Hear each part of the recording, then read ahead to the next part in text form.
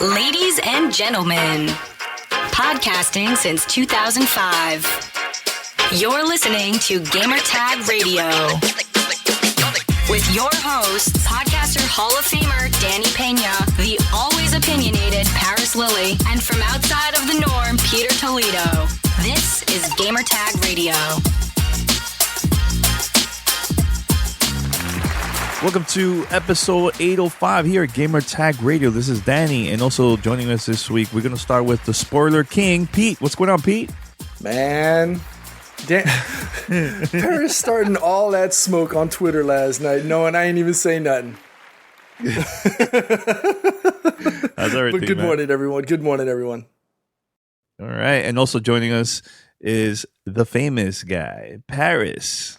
What's going on, Paris? What am I famous for? I don't know. You're just always vocal on Twitter, man. That doesn't mean I'm famous. It just means I'm vocal. You got that verified blue check mark. That's why. Oh my god, that's true. Oh my god, we don't have that blue check. I'm going to say it on the podcast. You guys need to stop with that blue check mark stuff. It's annoying. And I'm going to say, Pete, you do spoil things because I didn't need to know what you said in the chat. How about that? I didn't need to know it. You could have just kept your mouth shut. So that is all I said was an episode number was amazing. That's it. Yeah, I didn't even say nothing else. I don't need to know that because now when I get to the episode, it needs to live up to this false hype that you put on it now. Dude, you know what? I'm gonna grab receipts from previous chats and I'm throwing back out just so you can see. Come with that energy, but make sure you receive that same energy. All right? I never say anything because I don't spoil things like you do. All right. We shall see. The receipts gonna come out. We're gonna be all right. Screenshots. Oh yes, receipts. Yeah. All right, so head over to Gamertag Radio. You can listen to our past episodes. Also, you can find us on Spotify, Google Podcasts, Apple Podcasts, also Radio Public, and other podcast directories. Send us your feedback or questions. Give us a call at 786-273-7GTR. Email us at fanmail@gamertagradio.com or leave a message on speakpipe.com/gamertagradio. All right, so this episode, we're going to have only fan mail questions. We have emails, Discord questions, voicemails. It's going to be a great episode, man. So keep it up. Send us more questions, and we're going to read it or play on a future episode of Gamertag Radio. All right, so it's time for fan mail. Fan mail at gamertagradio.com.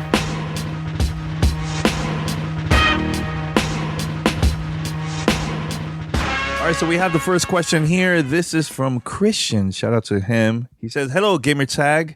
My name is Chris from Orlando. If you already covered this already, my bad.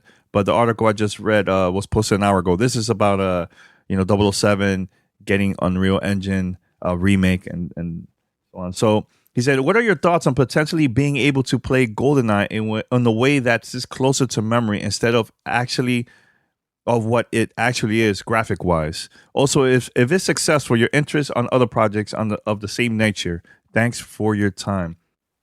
What are your thoughts about this, guys? If they, somebody gets like an old game from back in the days and have it with better graphics now in 2018, do you think you will play it, or you rather play the old way, or what? What do you guys think about that? Okay, anyone? Anyone's gonna answer the question? I don't know. I think games made back then had a certain way about them, right? And because of that, I think if they were like some super hyper realistic from a graphics perspective or something like that, I think it would have changed my perspective on the game, right? Like you take a game, let's go as simple as, I don't know, Grand Theft Auto 2 or 3, right? Let's say 2, top down, everything looks, like super, grainy, doesn't look hyper realistic like GTA 5, etc.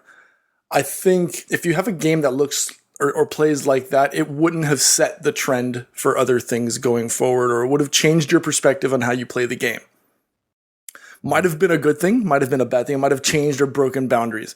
But I think, and maybe GTA 2 was a bad example. But if you have a game that you play and it imparts a certain perspective or a certain feeling upon you, and then you come back 15, 20 years later and they hyper realize everything, kind of, I guess maybe like, I don't know. It's hard to describe. And that's just my personal take on it. It's really, it's for me, it's somewhat difficult to try to say, okay, I would have felt a different way about it. Does that make any sense?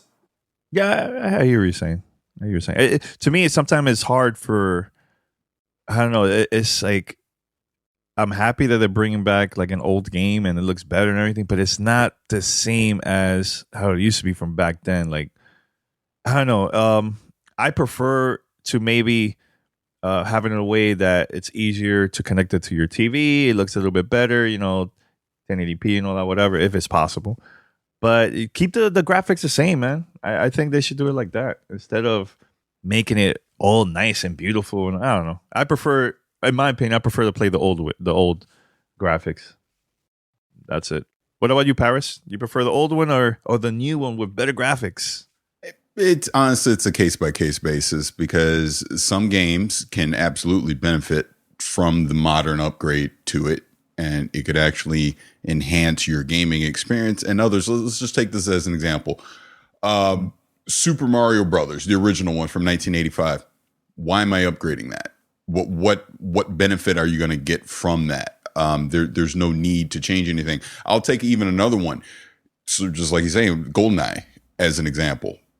If we were to update GoldenEye to modern FPS standards, to be honest, that takes away the appeal of what made that game so special.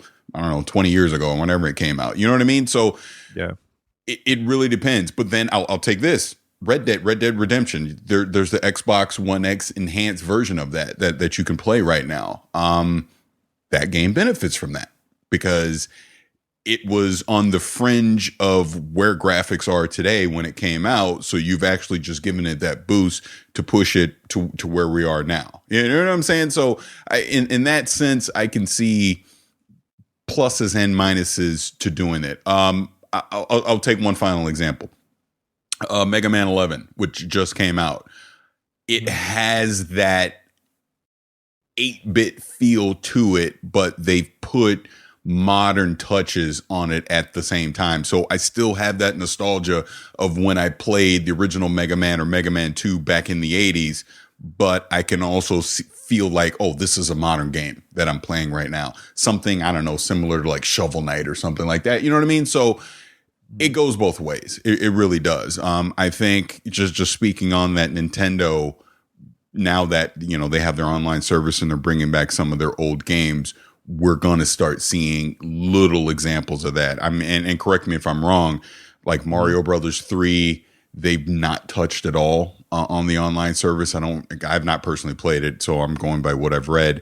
But then like Zelda, they've added little touches to it, that doesn't break the original feel of the game, but it makes it a more appealing for a modern audience. So there you go. Mm-hmm. And also they added online, but it still looks the same and feels the same. So I'm down with that too. So yeah, I agree with that, man. All right, but thanks for the email, man. All right, so here is another one. This is from Zach.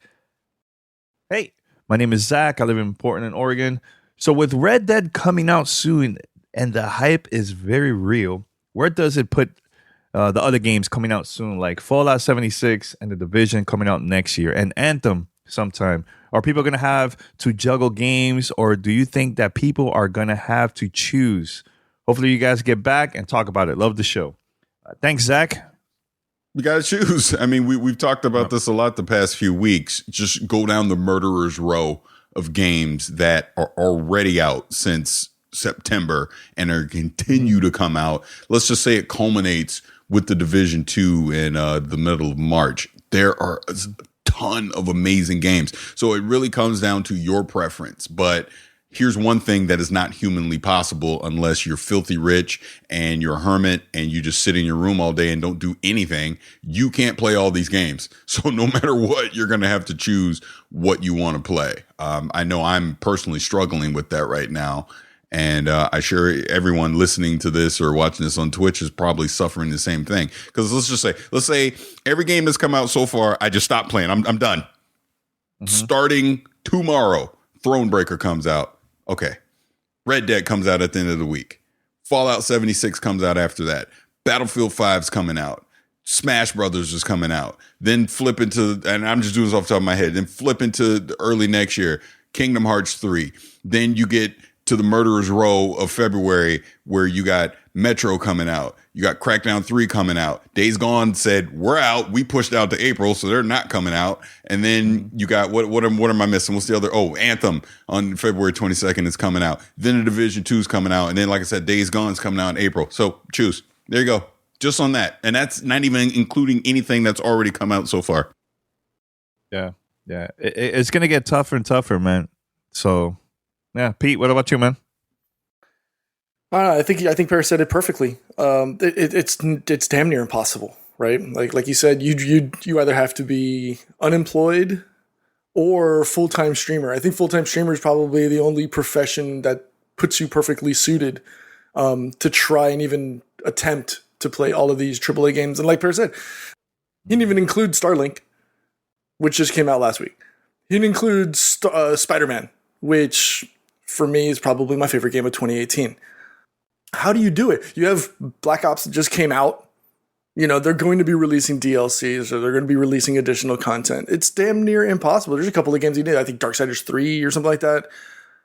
How do you budget time when you are a full-time employee, father, husband, etc.? How do you budget your time to be able to spend quality time and balance that work-life schedule and put in the 100 to 200 hours it's going to be required to play some of these games, specifically like Fallout 76 or Red Dead Redemption 2, they've already stated that there's upwards of 100 hours of gameplay there. And we'll go one step further, Red Dead Redemption. We haven't even touched the online component. You know? And that's coming out later too. Exactly. You know? So there's just so many options at this point. You might be better off going to random.org, plugging all of the games in there, hitting go, and just saying whatever comes up with is what you're going to play for the next 2-3 months, and hope that that's enough time for you to finish those. And here's the tough part too, man. Because I know a lot of the gamers will wait until like Black Friday to see if there's any specials, but it's not even guaranteed that a lot of those games that came out during this time, they're gonna have like a special. It's not even guaranteed. Sometimes it will be like the same price, or you might have like some specials only for like a day or for like the Black Friday weekend. But it's risky because you never know. Because I know like games like NBA 2K. There's always it always goes down in price. But let's say Nintendo, they would never put the prices down of their first party games because they know it's gonna sell like crazy. Do you think Rockstar is gonna do the same thing with Red Dead during Black Friday? I don't think so, man. I really don't think so. Maybe next year, but this year, nah, I don't see that at all. At all. I don't think there has been first party. I don't think there's been first party games or just launched games that have an instant discount like that. I think I seen that with like a Forza game, maybe a Gears of War or Halo. But okay, that's so about it. I could understand, and maybe I used the party reference wrong. I can understand maybe Xbox saying, okay, I want to do that for something like this, but not somebody like Ubisoft with a just launched title, or like Red Dead Redemption saying, okay, Red Dead Redemption 2 is on sale, we're going to drop it $20. I wouldn't see them do that. I would see more of a platform / first party such as Xbox or Sony doing that in order to entice buyers to purchase maybe bundles or things of that nature. But I wouldn't see third parties doing it, especially for a title that just dropped.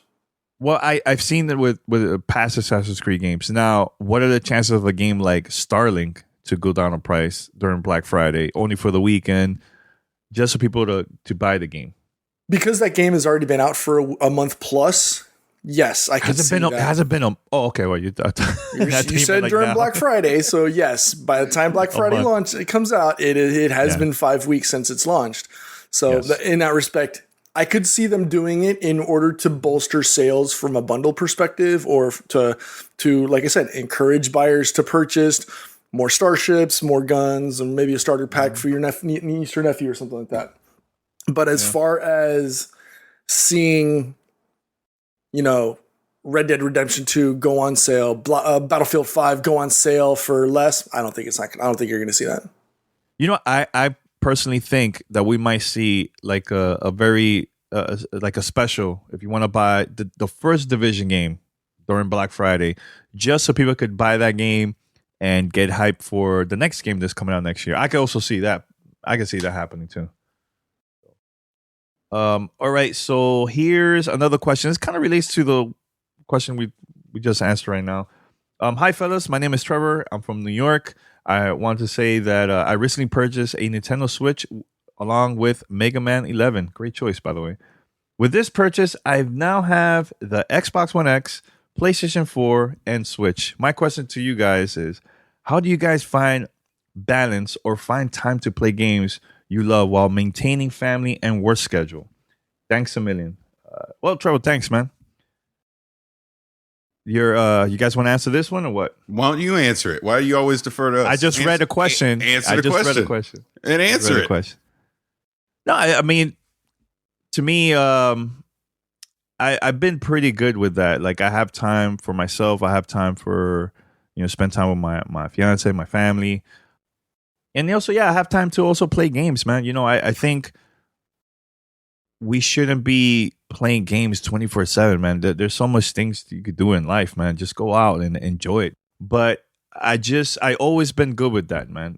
I have a schedule on when I have to like edit the show, promote the show. I have a schedule if I need to stream or play a game. But I also have a schedule like, hey, I just want to watch TV, just want to go out, hang out with my friends and family.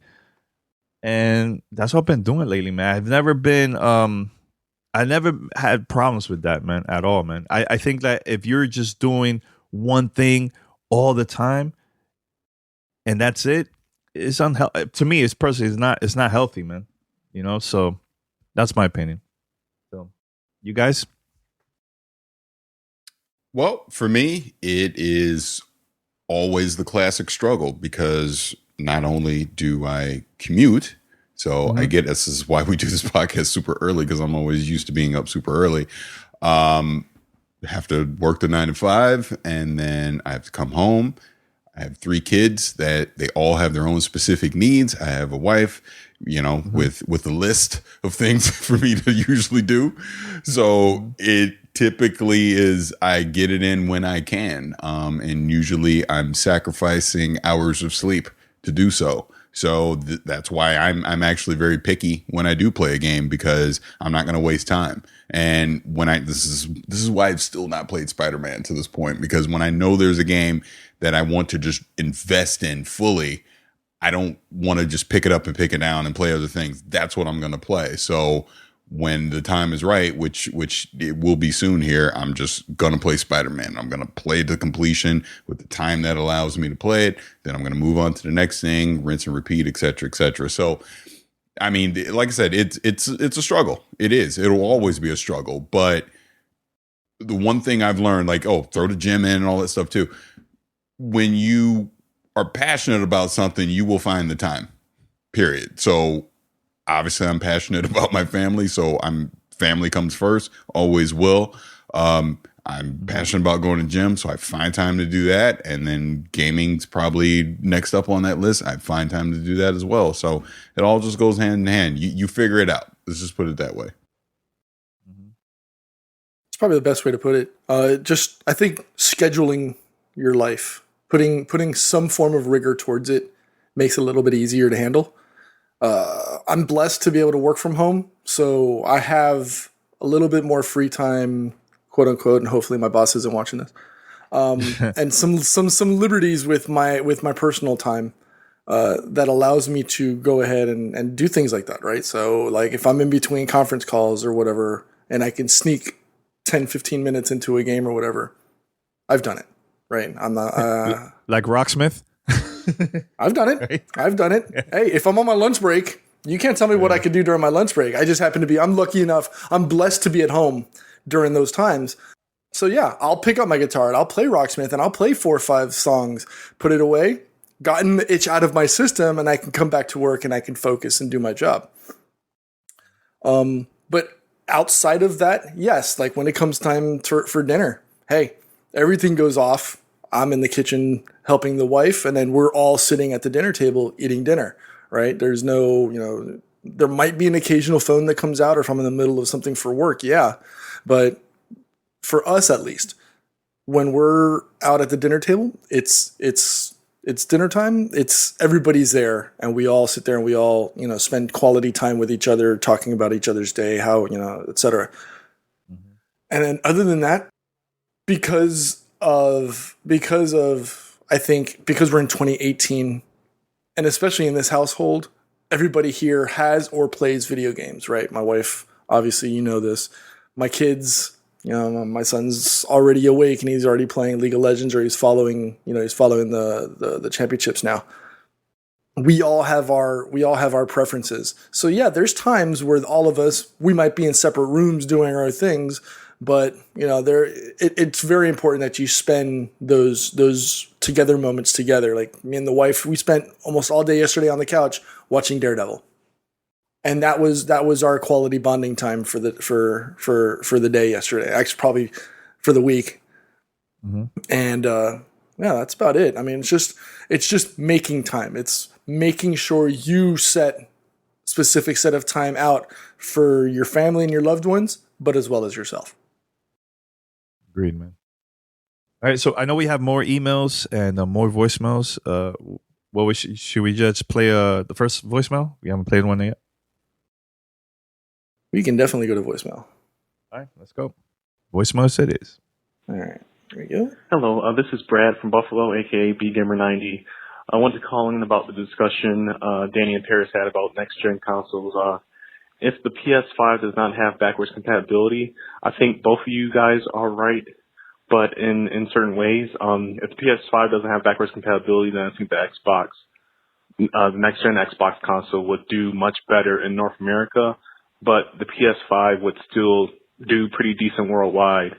Paris, with the PS3 generation, the PS3 had really bad PR, and it was obviously more expensive than the 360, but the PS3 still did better in territories outside of North America, which eventually caused the PS3 to be pretty much a match with overall Xbox 360 sales when the generation ended back in 2013.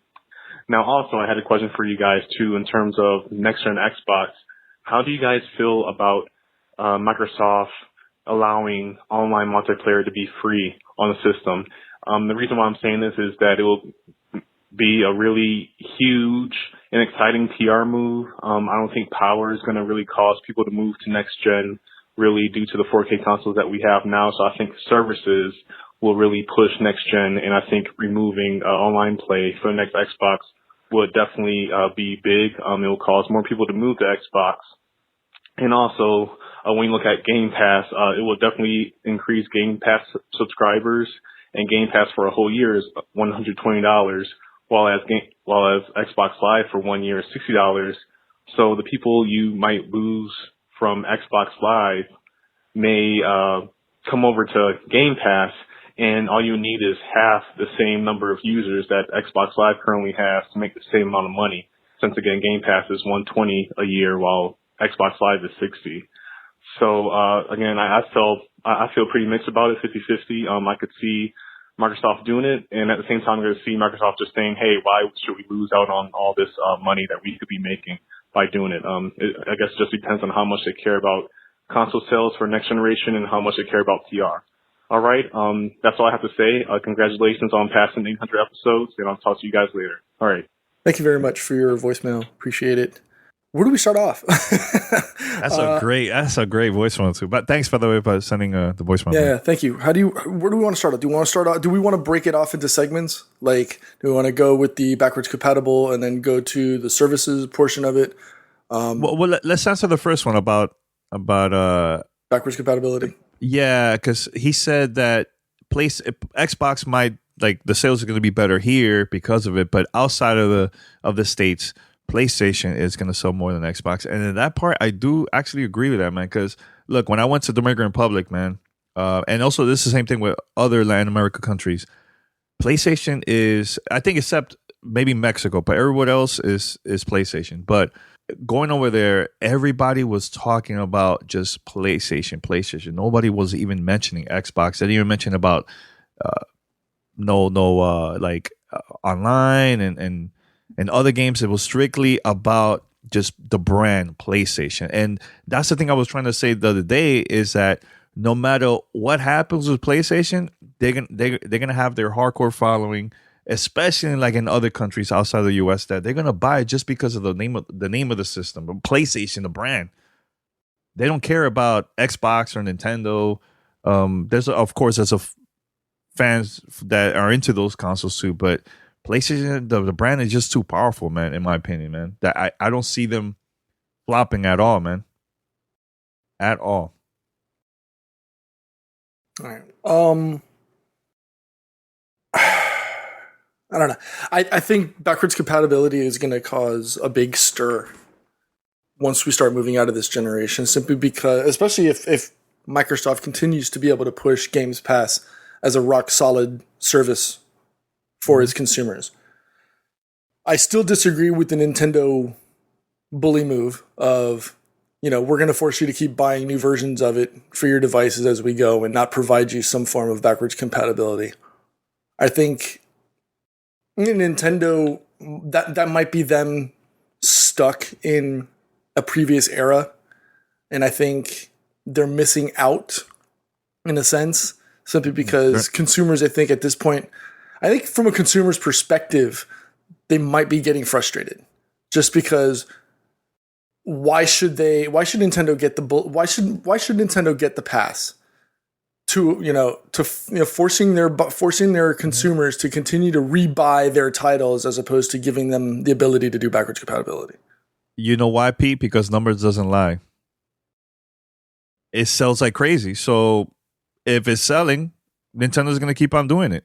We could complain, we could say all we want, but there's always going to be people either outside of the store waiting in line to buy a Nintendo Classic or Super Nintendo Classic or any other future devices coming from Nintendo. It sells. No matter what, it sells. Doesn't make it right, though. It doesn't make it right, but if we really want to make a change, then don't buy it and be vocal, right? But no matter what, it sells. It's the same thing with Call of Duty. People months ago were complaining, it doesn't have a single player, it's not going to sell. No. Dude, this was one of the best-selling Call of Duties in a very long time. So we could complain all we want, but it still sells. You know what I'm saying? So companies know what they're doing, because if they release something and it's not selling, that's when Nintendo will be like, oh, well, this is not working. We got to add it in Nintendo Switch and maybe the online service so people could sign up and buy our system. But it sells, man. Paris, you want to say anything about all those things? I mean, we really talked about this a week ago, 2 weeks ago, so I don't want to just repeat everything that I said before, other than that I get what he's saying about, PlayStation is going to be very strong in Europe and Asia, and it always has been. So I don't see that changing regardless of what backwards compatibility looks like. But just what my point was a couple weeks ago, services and backwards compatibility will factor in the next generation. And I stand by my point that Nintendo can get away with doing what they're doing for everything that you just said. PlayStation going into the next gen cannot. They cannot say, hey, want to play all those great PS3 and PlayStation 4 games? Get PlayStation Now and give us more money for our crapping streaming service. They're not going to do that. People are going to look at what Microsoft is doing and go, well, why aren't you doing that? They're giving us all this for free for all their old games, but you're not. Like literally all my 360, hell, even some original Xbox games, all the way up to Xbox One will be playable on their next console. They've already made that known. So PlayStation has to do that. And I know the cell processor is a mofo, but at a minimum, all these great PS4 games, if I buy a PS5, I better be able to play them on the PS4 for free. or a PS5 for free and not have to pay for PlayStation Now or something like that. That's all I'm saying. That's all I've ever said. And like going to his point with the services, yep.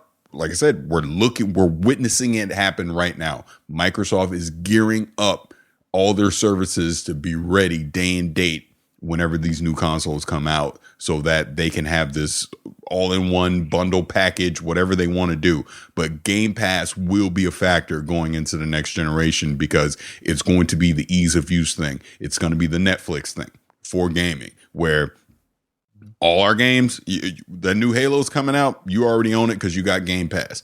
And I know people have friggin' come at me on Twitter, I'm not getting it because I don't like this and I like that. That's fine.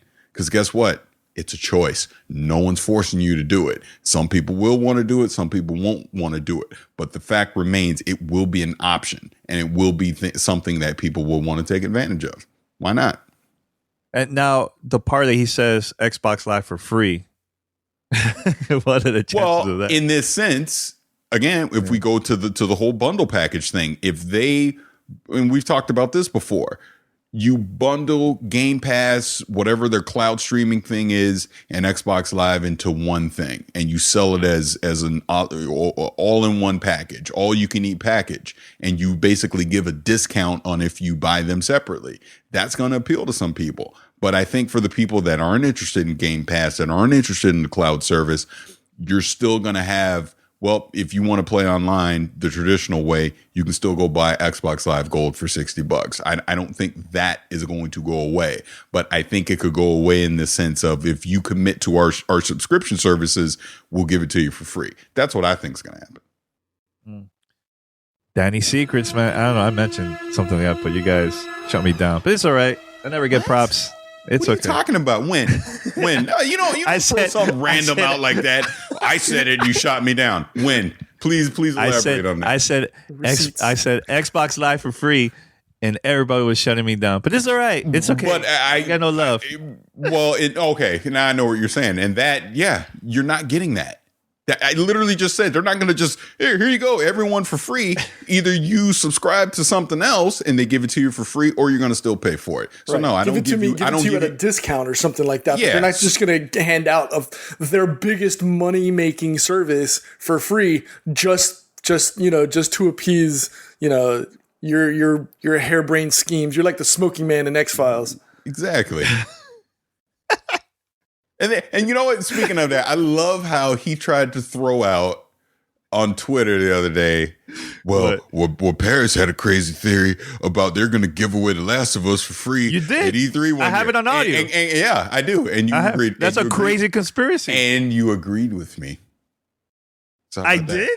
I don't remember that. I did not. Remember that. Go pull the audio. Go pull it. Go pull the audio. That far I don't remember. Yeah. I said yes. Yes. What was it? The only person that says I was crazy, because she always says I'm crazy, is Mandy. Yeah, she did say that. Yeah. But she said that to you.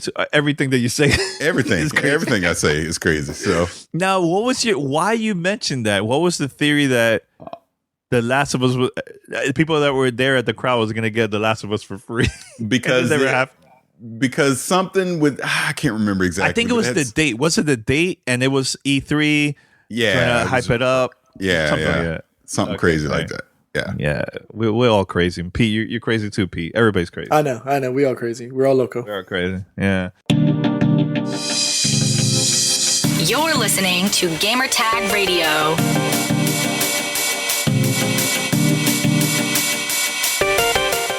This episode of Gamertag Radio is sponsored by Nighthawk Pro Gaming from Netgear, rated 2018's top performing gaming router by PC Gamer and IGN. There's no question that online gaming demands a stable, low latency connection, and running multiple connected devices will cause network congestion that gateways simply can't handle. Switching your existing gateway or router to an XR500 gaming router will improve your online connectivity, and it's the most overlooked way to improve your gaming experience and has the biggest impact. You're already competing online, and you shouldn't have to compete with other online devices for bandwidth. The XR500 router creates an express lane just for your gaming to give you incredible speed and no lag. With this high-performance gaming router, you have complete control of your gaming experience. The XR500 is purpose-built to lower your ping, stabilize your connection, and help you game at incredible speeds. Keep your game alive with features like geo-filtering, traffic prioritization, and device management. Nighthawk Pro Gaming transforms your gaming experience and gives you the power to win. Visit netgear.com/NPG and join the No Lag crew. All right, Gamertag radio listeners, before we continue with our fan mail questions, once again, I'm going to give out a free game for those that are listening to the podcast. This is Recore for the Xbox One. And here's the code. Make sure to redeem it right now. If you're listening to the podcast, use the Xbox app. Or if not, you go to xbox.com and redeem it right there too. So here goes. A free copy of Recore 4H74D CTRQY XMKGR 33XX K226HZ. And there you have it, folks. Free game. This is Recore for the Xbox One. So we're going to have more codes in the future. Can't say what it is, but I have a lot more to give out. So continue listening to Gamertag Radio, and let's continue with the show. This is Gamertag Radio. Voicemail at 786-2737-GTR. We have a second voicemail or email. Yep. You guys want to read? Yeah, we'll do more voicemails. We ran through a bunch of emails, so we'll just do some voicemails from our listeners. Here we go. Yeah. Hello guys at Gamertag Radio, Tom from the United Kingdom here, and I have a question in related to game streaming. The first one is, have any of you tried out the GeForce Now beta? I've just tried it and I'm blown away. I think the latency on it is amazing. And my second question is, if this is going to be the future, how are these companies able to afford the infrastructure? I mean, when it gets going and they come out of betas and all that, I just don't understand how they're going to keep up with, supplying these virtual machines, and I can't see them making a profit on it. Okay, cheers, bye. Thanks, Tom. Appreciate that. Short and sweet, love it. How do they do it?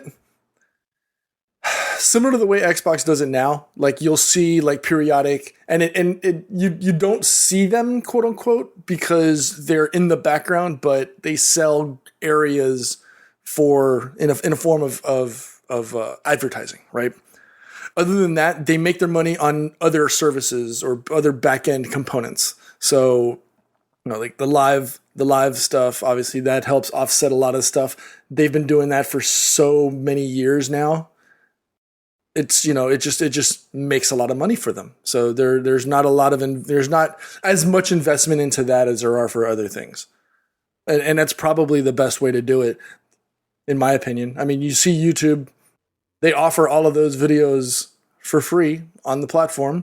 They can offer premium services to help offset some of those things, giving the consumer an opportunity to, you'll get, for example, YouTube. You can get YouTube Red. You bypass all the ads.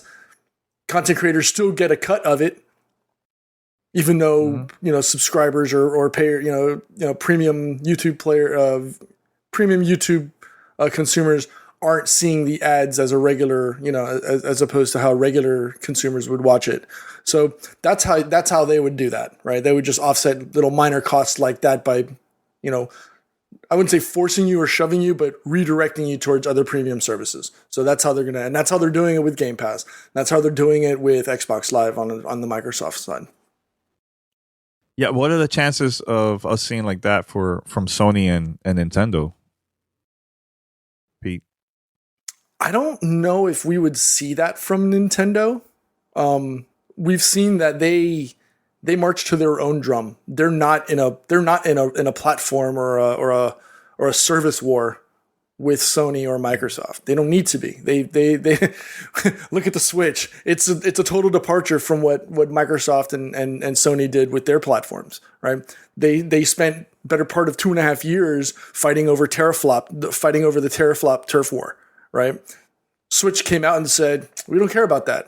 Here's the Switch. And we saw how that turned out, right? Well, So- the thing is, so the reason why I'm bringing that up, Pete, is if you live in Japan, they already have a couple games that you could play on the Switch, but as a streaming game. So, for example, Assassin's Creed Odyssey is available in Japan for the Switch. I know the last Resident Evil that came out, you could also play that on the Switch, but you have to pay for the service for the game streaming. So the reason why I bring that up is what are the chances of us seeing that here in the States from Nintendo, but for other games? That's why I brought it up. I think Japan also has the infrastructure to be able to support something like that. The average consumer has 1 to 2 gig internet speed at home in those in those target areas, whereas here in the United States, it's anywhere from 10 to 20 megabits all the way up to maybe 100 to 200 megabits per second. So without making this too technical, I think the infrastructure to support it in Japan is a lot better suited for that as opposed to here in the States, which is why you don't see it here. Okay. Pat, you want to say anything about that or move on? Yeah, we can move on. Okay. Pete, next voicemail. Hey guys, this is Joshua calling you from Georgia, and I just finished playing Halo Wars 2. I just now finished playing it because when it first came out, it didn't get a whole lot of attention, and probably for good reason. Like most people, I'm assuming, based off the attention it got. Real-time strategy games aren't really my thing, but the story was very good. You can look up the cutscenes online, and just the story was very well done, which made me think, like, this game would have been a lot more fun to play if it weren't this game, if that makes sense. If they took the storytelling elements and they took the lore that they set up and all the conflicts they set up and all that beautiful stuff, but they coupled it with maybe the classic first-person shooter or some other type of more exciting gameplay options. So that had me thinking, like, I've read some of the books, and there's a lot of good material to work with there, and it surprises me that 343 has gone the direction that they have with the story. And I'm okay with the direction they've gone. It's just been surprising, considering how much material they already have to work with. So I was wondering, are there any other games that you guys feel did some element of it so well that you felt like it was a missed opportunity when they could have maybe tweaked a couple things here and there or changed other dynamics about the game and made it, the game would have been completely different in terms of quality and the attention that it received? I just want to hear you guys' opinion on it. Thanks. All right. Thank you for your voicemail. Appreciate it. Always appreciate it when our community sends in questions for us. I mean, I'm right there with him with the Halo universe. There's so much history. I'm looking at 4 books right now. One of them was already potentially done. But like Contact Harvest, Ghost of Onyx, the Cole Protocol, books like that have so much information and lore from the Halo universe that it absolutely could have been used, whether it have been by Bungie or 343 now. So they definitely have opportunity. As far as maybe a more developmental or a technical thing, I would say Battlefront, the Battlefront series from EA. They had the entire Star Wars universe at their hands, at their fingertips to use. And because of a few things, microtransaction, things of that nature, they missed out huge to the point of, basically almost lost the franchise in general. I mean, we'll see what Respawn does now with their title and stuff like that. But I think those two in general, for me personally, are the biggest ones that stand out. I think I will go with Timefall 2, man. That has the story in that was so good. But I feel like a lot of people didn't really either play it or didn't even bother to buy the game, man. But it had a great story, and also the gameplay was like different, I think, from like the first person shooter style. I really enjoyed it, man. So I'll go with that, man, with Timefall 2, I think, man. And yeah, P, I agree with Battlefront. That's up there too, man. You, Paris? Am I misunderstanding the question? Because I thought he was saying, because you're saying it wasn't if people bought the game or not. It was basically a title or an IP going a certain direction and missing out on a great opportunity, not if people bought it. Mm-hmm. So you said Titanfall 2.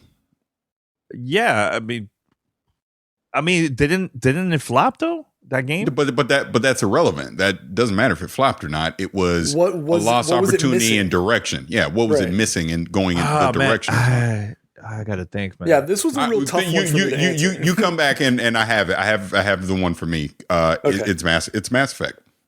Easily after 2. I feel like they completely dropped the ball on the direction of where I thought they were going to go with this franchise. And look, 3, it is what it is. It changed the ending, whatever. But then obviously we saw what happened with Andromeda. And forget the graphical issues, it flopped and all that. That's not what I'm talking about. The fact that they took the direction of going the Andromeda route, I was disappointed in. I was hoping to see either a complete prequel that led up to where we got with the original trilogy, or they continued in that universe post what happened. Instead of them, we're gonna go find a new home and go to the Andromeda system, blah blah blah. I didn't want that for Mass Effect, me personally. So I thought that was a lost opportunity for them.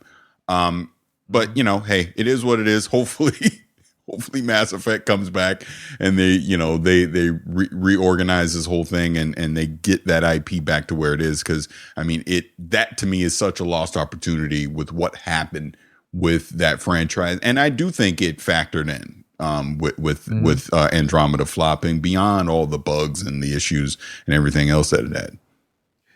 How about this game, Death Space 3, the last one? That's another one. I remember, that's another one, right? Because the first 2 games was very dark, great story. I really got into it, but I feel like the third one, they went to that too, but they went into the route of like action, Gears of War-ish, right? And they completely messed up the game. And it had a great story like the previous games. Well, you know what's scary? We're listing all EA games. What does that say? I know. I was waiting for Danny to finish before I said that. I was like, wow. But I have another one. I have another one because you just said it and it reminded me because we actually talked about this before. Gears of War. Go back to the original Gears of War and what that was.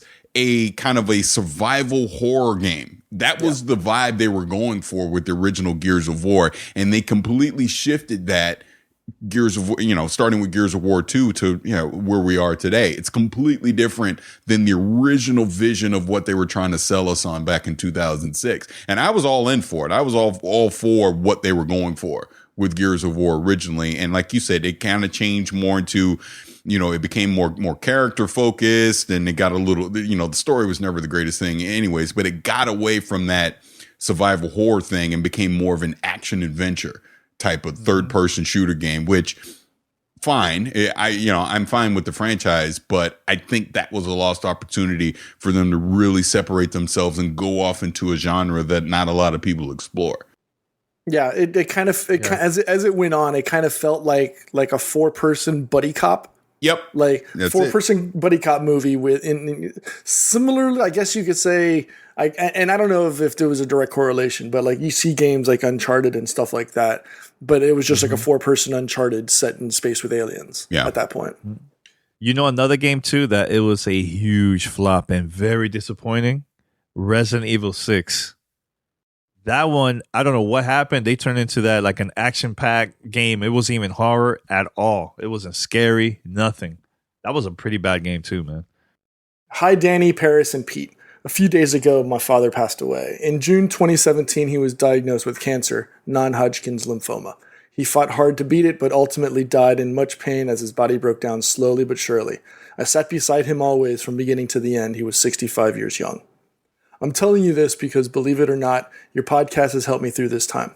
After a hard day with Dad, I would often smile at one of Danny's crazy predictions or laugh at Paris's grumpy 44-year-old man from Florida reactions to Danny's craziness, and Pete seemingly either in the middle or laughing in the background. I guess I just want to say thank you. Danny, you posted your condolences on my Twitter feed. That meant a lot to me. You don't follow me on Twitter, so it shows you really do care about your community. I love you guys and support you forever and always. One day I will meet you and thank you in person. That is one of my goals in life. That's how much you all mean to me. Thank you. Mark from Adelaide, South Australia. Yeah, man. Sorry for your loss, Mark. Mark, I know in the past he sent us like voicemails, like, oh, excited, listen to our podcast from Australia and stuff. So yeah, I actually, Mark, I do follow her on Twitter. You know, I saw your tweet that you were talking about your father and everything, and then that's when I was like, oh, let me reach out and hit him up, because I think it's important, man. You know, sometimes in situations like that, we will feel like lonely, not getting support from anyone. And that's why I decided to hit you up, man, to say, you know, hi, and then I'm there with you, man. You know, the past few years, I lost a lot of my family members, especially like my grandparents. Back to back in 1 year, I lost two of my grandmothers in 1 year, man. And when I left to Dominican Republic, because I haven't been there in a very long time, I was there with my family and all, and I was getting messages from our community, from the GTR listeners from everywhere, hitting me up, friends from the industry hitting me up, you know, just reaching out to see if I was okay, and it felt good, man, seeing that, getting that support from everybody, you know. And also P in Paris, dude, they were there 24/7, man, hitting me up to see if everything is okay, telling me, hey, Dan, don't worry about the podcast, do what you got to do, man, you know, we got this, and I love getting that support. So when I read your tweet, I wanted to reach out and also see how you were doing, man. And I still, to this day, you know, I still hit him up to see how he's doing and everything, man. But thanks a lot for the email, man. 100% agree, and it's all about community and reaching out and just being kind and nice to your fellow man and female. All right, so to your fellow man and woman. So that's basically it. You know, our condolences, you know, to you and your family for the loss of your father. Yeah, cancer sucks. For your loss. You know, it's a mother bleeper. You know, I lost my mom, I lost my grandfather to cancer, so I definitely know how you feel. And if there's anything we can do to help out, you know, just let us know. Agreed. I mean, my mother has been, I don't know if I've really even talked about this on the podcast, but my mother's been battling cancer all this year as well. So it's been an interesting year, and, you know, knock on wood, she's had her last chemo. So she's actually going to be out here in a month. So looking forward to that. And condolences to you and your family. Totally get it. Obviously, any of our ramblings on this podcast that can help you get through your day, the more we can do to help, the better. So, yeah, I mean, it's not much else other to say other than that. And just, cancer's a mofo, man. It really is. Yeah, and you know what? I know in the past we've gotten emails of new listeners that starting to download the podcast, and they don't have no friends online. They don't use Twitter or Facebook, and they always say, like, they will ask, like, how can I start getting my friends on my friend list so I could play online, because I don't have any. And in person, I think, in my opinion, I think the best way to start is joining like a Discord on our Discord channel. Because there's a lot of people there, man, from everywhere, from all the way from Australia, from Europe, here in the States, Latin America. We always talk, man, about everything: sports, movies, gaming. We do like game nights together, so we could be there for each other, man. So you won't feel lonely. So I know we have a link here that you guys want to join. It's discord.gg/GTR. Make sure to join, and there's a lot of community members there, man, that listen to the show too, man. But we always talk about everything there, man. So it's really cool, man. So you won't feel alone, man. All right. Anything else, guys? No, I think that's about it. I think we've covered that. All right. By the way, Paris, I read your tweet. What was it? Maybe it's like, was it a day or so, or 2 days ago? So Luke Cage got canceled, right, on Netflix, and you said, I think I'm gonna say a story about Luke Cage and Halo. I was like, okay, I don't know how he's gonna do it, but you want to mention it before we wrap it up? Do you love how Danny every time will take something I said on Twitter? Don't ask me before the show, hey, are you gonna do this? I'll bring it up. Nope, just on the spot, just bring it up. You know what? You mentioned it. You know, you mentioned that. So what? What if I don't? What if I don't want to tell it now? What if you just put me on the spot now? I got to tell it. This is why you're an a-hole. I just want to put that out there for the record. No, I'm not. So, and I've said the story before on the podcast. So go back. This is Halo when Halo 5 was coming out. So whatever year that was, I guess it was 2015 or whatever. I went to. They were premiering that Halo. What was it Nightfall? Was that what it was called? The movie. Yeah, I think it was Nightfall. Yeah. Yeah. So it was that, and it was the Halo 5 beta. They were showing off, and it was this event in LA. So I went. I was Josh Holmes was his name, but he was the studio head at the time. I had an interview with him. Had it all set up. So I'm sitting there waiting in the back to interview him, and the cast of Nightfall was there. So Michael Coulter, Luke Cage, all those people from the cast. They're being interviewed like on stage. So I'm just literally sitting right off stage watching them being interviewed. And Kiki Wolfkill is there from 343. She's kind of, I don't know if she was like PR handler, I don't know what she was, but she was kind of right there off to the side too. And something happened during the interview and some water spilled. And Luke Cage turned into the biggest diva I have ever seen him. And he's like, oh my God, all this water. And he was just freaking out and was just making a scene out of the whole thing. And I'm just looking like, wow, unbelievable. Because this is before he was cast as Luke Cage anything. He was just the Halo guy. And I was like, wow, he's really intense about this water being spilled. Why is he tripping on this?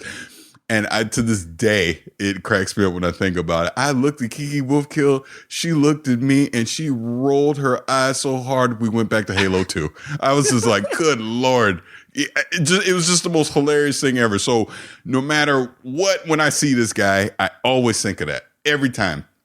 I'm like, I remember you was a freaking diva about that water. It's just, I can't get it out of my head, and I can't get the fact that Kiki Wolfkill rolled her eyes, and it's just hilarious. So that's the story. Even when you watch the series, you still think about that too? Oh, yeah. And then when he did that stupid dab in season 2, I was like, yeah, so what you get with that freaking spill. The show's going to get canceled. The video short. Yeah. Yeah. The show's going to get canceled. I was going to bring this up in the after show, but since we're talking, we'll wrap it up and say here, it sucks that Luke Cage got canceled along with Iron Fist, but I also get why. And this is my personal opinion, so I'm not saying it is what it is. It's just what I think. Iron Fist was horrible. So I didn't even waste my time watching season 2. I had no interest in it. It just wasn't a character in this Marvel Netflix universe that I just cared about. So I never even watched season 2. Luke Cage, I watched season 1, I watched season 2. And in my opinion, between the two seasons, only the first half of season 1 was good because it focused on Cottonmouth, who I thought was a fantastic villain. And once that went away, I won't spoil everything that happens, but once they stopped focusing on Cottonmouth, it really was kind of a subpar. Luke, in my opinion, Luke Cage. I could never connect with the Diamondback villain. I felt he was very step and fetch it to me, so I just could not get into that as a black man. And when I got into season 2, the whole Bushmaster with the horrible Irish Jamaican accents, I couldn't get past that either. So I liked where it ended. I liked where it was going to potentially go with a season 3, and I would have liked to seen that explored. But the fact that it's going away, I'm actually okay with. It's not hurting my feelings that they cancel Luke Cage. You think Jessica Jones is going to follow suit? I could imagine. We'll see with season 3. I've not finished season 2 of Jessica Jones. I got episode 4 and it was just way too slow for me and boring. I just did not finish it up. I can see me going back and revisiting it before season 3 comes out, just so I'm up to date on everything that's going on. Right. But if season 3 isn't strong for Jessica Jones, I got a feeling that probably goes away too. And Netflix just stands behind Daredevil and the Punisher. Because I think, Daredevil is easily the flagship, not only of the Marvel stuff they do on Netflix, but Netflix period. It's some of the best stuff they do on Netflix. So I easily can see Daredevil staying around. And I really enjoyed the season 1 of the Punisher. So I'll be curious to see what season 2 looks like. Have they even said anything about the Defenders? I mean, I know it was crappy, no, it's done. It's done. It's done? That's okay. Yeah. Okay. Oh, wow. That's not looking good. Do you think they're going to take that and take it to Disney streaming Okay, service? can I say this one too? It's because, good Lord, Twitter just blew up with this. Everyone immediately, well, they're just going to take Iron Fist and Luke Cage to Disney. And somehow I became the representative for Netflix because people add me at this. I was like, what? I don't control anything. Why are you telling me? But here's the thing. Netflix still controls those characters. So there is a scenario where Luke Cage or Iron Fist could show up in Daredevil or the Punisher, whatever, Jessica Jones, whatever they want to do. That could still happen because they do own those characters, not own, but they still control those characters because of the contracts that were signed. Now, here is the interesting thing. Netflix basically has a first right of refusal if they wanted to do, let's say, Heroes for Hire with Iron Fist and Luke Cage. But that is part of the reason why Luke Cage got canceled. It has to be negotiated with Marvel and Disney on episode length, budget, all that stuff. And it sounds like the reason Luke Cage got canceled, the writing room was set. They were working on season 3, but it got canceled because Marvel and Netflix could not agree on episode number and just basically budget and creative direction of what they were going to do. Because it sounds like Netflix wanted to reduce it to 10 episodes, the same as what Iron Fist season 2 was. But and again, I'm just going by what I read in Deadline, so I don't know how true all this is. But it sounds like Disney still wanted to charge Netflix for the full 13. So it came down to money, is what it really came down to. So there is a scenario where Heroes for Hire could happen. I doubt it for everything that I just said. But then I'll also say this. Marvel does not want me talking about this. Sorry. And I'm going to try and simplify this. Why are you going to take what are arguably 2 of Netflix's lower rated IPs and then flagship them on your brand new Disney streaming service? That doesn't make sense. Marvel controls so many other characters. Why would they immediately, and I'm not talking down the road, I'm talking people acting like this is going to happen next year. Would you immediately greenlight Luke Cage and Iron Fist to be shows on your new streaming service when you own the X-Men now? You could do X-Men shows. I mean, there's all kind of things you could do in the Marvel universe. You know what I'm saying? Why take the lowest performing ones and put them as your premiering episodes or your premiering show? Yeah, exactly. Agreed. If anything, they'll wait until this whole Netflix contract runs out, like when Daredevil and all that stuff is done, when they just have complete control of all those characters again, and then you go reboot it all and do something. Not to mention, let's remember, this Disney streaming service will not have mature content on it. People keep forgetting that as well. If you look at what they do on Netflix with the MCU, it's very mature content. They're not, so you not only would you be bringing it over there, you'd be dumbing it down, and people already have an expectation for what Luke Cage and Iron Fist are, and you're going to dumb it down not dumb it down, but you're going to lower the mature content to like basically a PG-13 level to put it on Disney. That could also be, so again, why would you do that? You're not going to do that right now. It doesn't make sense. You would put those characters on ice and you would just reboot the whole thing when you have 100% control of that whole Defenders universe. In my opinion, because I don't know nothing. I'm just telling you what I say. So you can be, you know who you are. You can be mad at me. Vicious 696. Exactly. You can be mad. I can't believe why people get so mad at me about my opinion on this stuff. It just drives me crazy. That's your side job, right? Netflix? Yeah. Oh, I wish. Netflix showrunner. Yeah. All right. Head over to Gamertag Radio. Listen to our past episodes. You could also find us in different podcast directories. Make sure to download it, subscribe, and share with your friends, family. Let them know to also subscribe to Gamer Tag Radio. All right, so P is out of town. He's going to TwitchCon later this week. I know you have a panel. When is the panel, P? So people could check it out on Twitch. Will be Saturday at 3 p.m. local. Yeah, so that's 6 p.m. Eastern Standard Time. So make sure to tune in to Twitch. I'm going to try my best to record it, or P is also going to record it from over there. And we'll play it here on the podcast, man. So it's going to be good. It's going to be good. Yeah. All right. Until next time, we're out. Peace. Thanks for listening to Gamertag Radio. Be sure to like us on Facebook and follow us on Twitter.